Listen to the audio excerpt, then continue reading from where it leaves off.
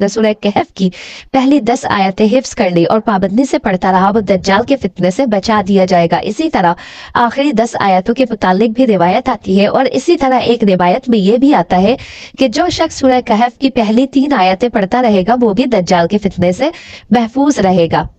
जो कोई भी दुनिया में इस तस्बीह को पढ़ता है तो अल्लाह ताला अपने फजलो करम से इस इंसान से हर मुसीबत, हर दुख दूर फरमा देता है, और इसकी जगह इस इंसान के घर में अमन, चैन और खुशियां भर देता है।